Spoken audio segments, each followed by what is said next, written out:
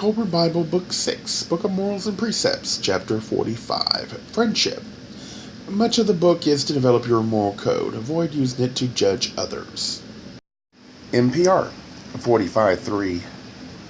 Do no mean or deceitful thing in the name of friendship. He who by turning a friendship to his own advantage wrongs a friend is unworthy of friendship and should be marked among men. NPR 45:4. He who calls himself friend while disliking him secretly, or who speaks ill of him to another, is a hypocrite and to be despised. A friend is not the companion of a day, nor the acquaintance of a month. Friendships may be made in good times, but it is in the testing times, or hardship and adversity, that friendship is established.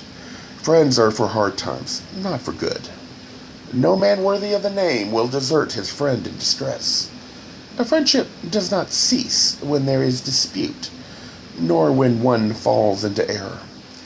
These are the testing times of friendship. NPR 45:5. Make not a friend of the man of evil speech, or whose ways are evil. Waste not your goods on a man of short acquaintance. The companionship of a wise and contented man, even though he be in prison, is better than a rash and foolish one who has wronged you.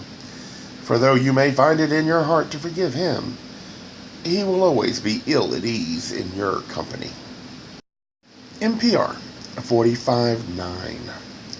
The friends who are least genuine often appear as the best ones. The false friend oftentimes seems the most desirable. The friend of convenience is an easy acquisition, but the friend who will remain when calamity strikes is harder to gain than the bronze breastplate. NPR 45:11. A friend is not one who agrees with your argument. He is not one who frequents your abode. He is not one who sings your praises, nor is he one who converses pleasantly or bears gifts. NPR 45:12.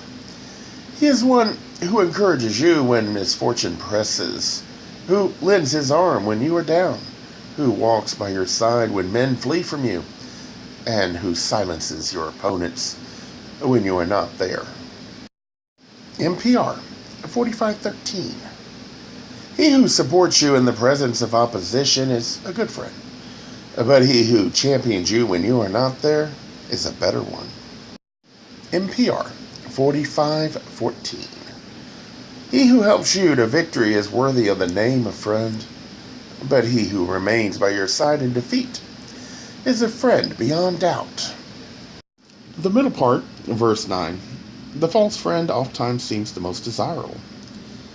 I've spoken about sick kindness, a person that insists they care yet would damage you because it's not friendship or caring, it's indifference. They could care less about you, but will agree with whatever you want to do if it would shut you up. A real friend, family, even God would tell you the truth, even if it's not what you want to hear. And they would understand the repercussions to you and would desire you have all the knowledge possible before exercising your free will. Understanding a day will come when you will be faced with the whole truth, and it could be too late to undo what you then understand to be wrong. Verse 3, a deceitful thing in the name of friendship. I would consider pretending to be a friend, yet out of indifference you allow them to hurt themselves, as deceitful. Verse 4, a friendship does not cease when there is dispute or falls into error. I would say could refer to those that prefer to hear the words that agree with them of the false friend, the one that is indifferent and could care less what you do. A real friend would challenge, understanding the cost to you, and want you to understand as well.